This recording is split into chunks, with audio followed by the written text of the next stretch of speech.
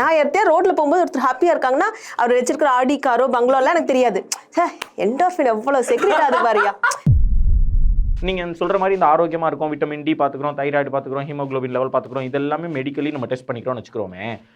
Mentally என்ன ma'am எப்படி? ஏன்னா ஒரு 9 மாதம் ப்ரெக்னென்சியில் இருக்கிறோம் அப்படின்னா மென்டலி எப்பயுமே நம்ம குழந்தைக்காக இருக்கணும்னு சொல்லிட்டு 9 மாதமே நம்மளுடைய இமோஷன்ஸை குறைச்சிக்கிட்டுலாம் இருக்க முடியாது. அப்பவும் சண்டை வரத்தான் செய்யும், அப்பவும் நமக்கு பசிக்கத்தான் செய்யும், அப்பவும் நம்ம கத்த தான் செய்வோம், அப்பவும் ஏதாவது ஒரு பிரச்சனைகள் இருக்கத்தான் செய்யும், குடும்ப பிரச்சனைகள். அந்த 9 மாதம் நம்ம இருக்கோன்றதுக்காக யாரும் அப்படியே ரொம்ப சூப்பராக ஆஹா ஒரு தேவதை ஒரு கடவுள் நம்ம வீட்டில் வந்திருக்காங்க அப்படி சொல்ல போகிறது இல்லை. அப்போ அந்த சுச்சுவேஷன்ஸ்லாம் எப்படி மேம் ஹேண்டில் பண்ணுறது? Very valid question. 24/7 யாருனாலையும் ஹாப்பியாக இருக்க முடியாது. கடவுளே கீழே வந்தாருனாலும் இருக்க முடியாதுன்னு தான் நினைக்கிறேன்.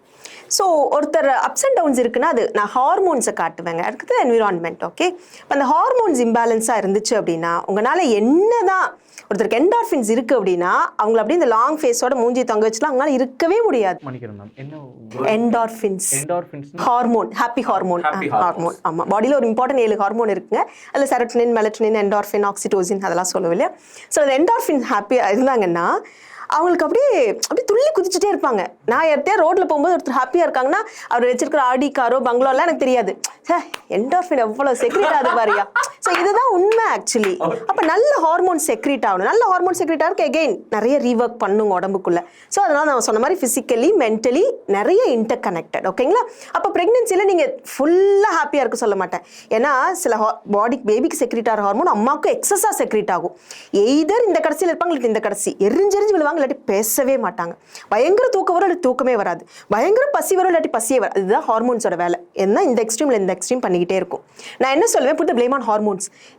ஹஸ்பண்ட் முன்னாடியே சொல்லிருங்கன்னு சொல்லுவேன். எனக்கு ரொம்ப 10 மணி சுமாருக்கு எனக்கு ரொம்ப ஒரு மாதிரி டிஸ்டர்ப் ஆகுது, ரெடி ஆயிக்கோ, நான் கொஞ்சம் கத்துவேன், அப்புறம் சரியாயிருவேன்.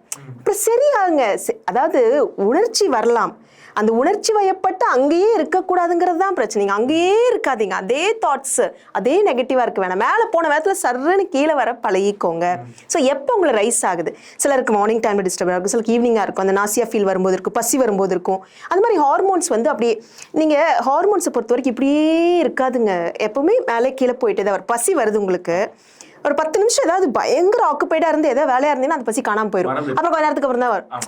ஒரு கோவம் வருது, அந்த ஒரு 5-10 நிமிஷம் தான் யாராவது வந்து அந்த மாதிரி இப்படி போய் இப்படி கீழே வரும். ஸோ அதனால் அது அங்கேயே இருக்கிறது சிலர் பண்ணுற தப்புன்னு வைங்களேன். அவங்களுக்கு இப்போ கார்டிசோல் ஹார்மோன் சொல்லுவோம், ஸ்ட்ரெஸ் ஹார்மோன். அந்த ஹார்மோன் அதிகமாக இருந்ததுன்னா ஒன்றுமே அவங்களுக்கு ஹாப்பி ஹார்மோனே வராது.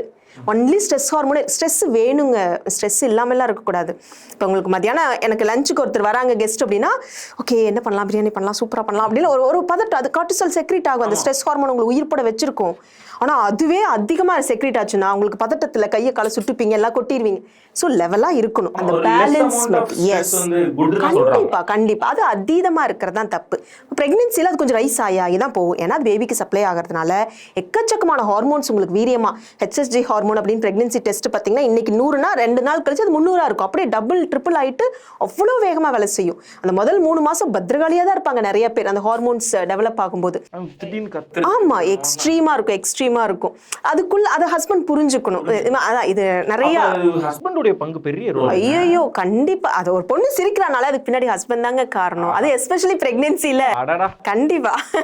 அதனால நாங்க என்னோட ப்ரோக்ராம்ல கண்டிப்பா ஹஸ்பண்ட் இருந்தே தீரணும். இவங்களை பிரம்மா அப்படின்னு தான் கூப்பிடுவேன். கிரியேட்டர். பக்கத்துல வந்து நீங்க கடவுளை பார்த்திருக்கீங்களா இல்லையான்னு தெரியாது, என் முன்னாடி கடவுள் இருக்கு, உங்க கூட கடவுள் இருக்காங்க. சரி, ஷி இஸ் கிரியேட்டிங். அப்ப அதை என்ன செலிப்ரேட் பண்ணா ஹஸ்பண்ட் ஓகே பேம்பர் பண்ணுங்கலாம் சொல்ல மாட்டேன், கூட இருங்க. ஆனால் இவங்களை வந்து அட்வென்ச்சரஸாக இருங்க. அப்படியே எப்போ பார்த்தாலும் எல்லாரும் பேம்பர் பண்ணணும், தாங்கணும், போல்டாக டெசிஷன் எடுங்க, நல்லா சாப்பிடுங்க. நீங்களே ஹாஸ்பிட்டல் போயிட்டு வாங்க, நீங்களே வெளியில் போயிட்டு வாங்க, உங்களுக்கு என்ன பிடிக்குதோ செய்யுங்க. கோவம் வந்தால் கோவப்படுங்க, தூங்கிடுங்க, சாப்பிடுங்க, எல்லாத்தையும் பண்ணுங்க. நான் எதையுமே கண்ட்ரோல் பண்ணுங்கன்னு சொல்ல மாட்டேன். Maybe take diversion. கொஞ்சம் நேரம் அந்த மாதிரி இறுக்கமாக இருக்கா, அந்த நேரத்துக்கு முன்னாடியே கொஞ்சம் ப்ரிப்பேர் ஆகிட்டு தனியாக வந்துருங்க.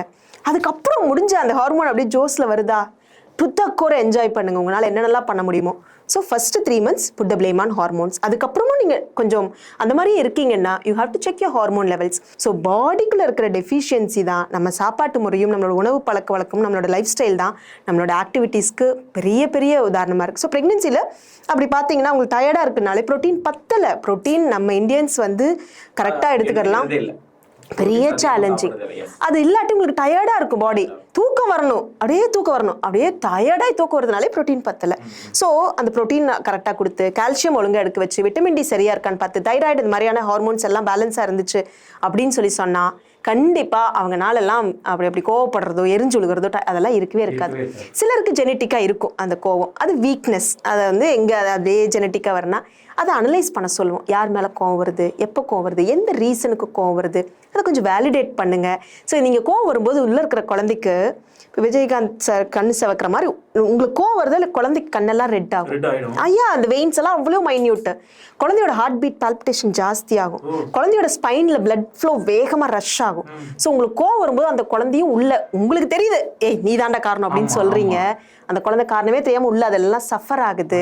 இது வாரத்துல 4 நாள் உங்களுக்கு கோவம் வந்துட்டே இருந்தா அந்த குழந்தைக்கு அது ஹபிச்சுவேட் ஆகுமா ஆகாதா, சில டிஸ்டர்பன்ஸ் இருக்குமா இருக்காதா?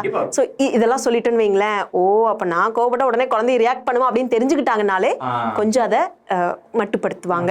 Super super. இப்போ இதாங்க மேம் சொல்றது என்னன்னா, இப்போ நீங்க வந்துட்டு மாசமா இருக்கீங்க, ஒரு பெண்ணா இருக்கீங்கன்னா நீங்க என்ன உணர்ச்சி வெளிப்படுத்துறீங்களோ அதே உணர்ச்சியில தான் உங்க குழந்தை இருக்கும். நீங்க சந்தோஷமா இருந்தீங்கன்னா கருவில் இருக்கக்கூடிய குழந்தை சந்தோஷமா இருக்கும். நீங்க கோவப்பட்டீங்கன்னா குழந்தைக்கு அந்த கோவங்கிற எமோஷன் போகும். நீங்க ஏதாவது ஏதாவது வாக்குவாதம் பண்றீங்க, ஏதாவது ஆகுன்னுகிட்டே இருக்கீங்க, அப்படியே எப்போ பார்த்தாலும் அப்படியே ஸ்ட்ரெஸ்ல இருக்கீங்க வைக்கிறீங்கன்னா அந்த குழந்தை அப்படி தான் இருக்கும் அப்படிங்கிறத தெளிவாக சொல்றாங்க. இன்னொரு முக்கியமான விஷயம், ஆண்கள் வந்து இந்த ரோல் பெரிய ரோல் பிளே பண்ணணுங்க. ஆண்கள் மட்டும் இல்லை, அதாவது கணவன் மட்டும் இல்லை, குடும்பத்தில் இருக்கக்கூடிய அத்தனை பேரும். என்ன விஷயம், நாங்கள் அந்த குழந்தைக்கு இன்னைக்கு தேதிக்கு நமக்கு டெக்னாலஜி இருக்குது, நம்மளே கூகுள் பண்ணுறோம், நிறைய படிக்கிறோம், நிறைய விஷயங்கள் தெரிஞ்சுக்கிறோம். எந்த மூலையில் எந்த பிரச்சனை நடந்தாலும் அந்த பிரச்சனையை பற்றின ஹிஸ்ட்ரி அக்குவேர் ஆணிவேர் எல்லாமே நமக்கு தெரியுது வைக்குது, எல்லாமே அப்படி வந்துடுது. ஆனால் நம்ம வயிற்றுக்குள்ளே இருக்க குழந்தைக்கு எல்லாமே கரெக்டாக இருக்கா அப்படின்னா நம்ம மனைவி கரெக்டாக இருக்காங்களா நம்ம தெரிஞ்சுக்கணும். மேம் சொன்ன மாதிரி அந்த calcium level, protein level, vitamin D, அப்புறம் சில விஷயங்கள்லாம் சொன்னாங்க. அதை பற்றி இன்னும் கொஞ்சம் நான் டீட்டெயிலாக கேட்டு உங்களுக்கு இன்னும் ஒரு தகவலையும் நான் தெரியப்படுத்துகிறேன்.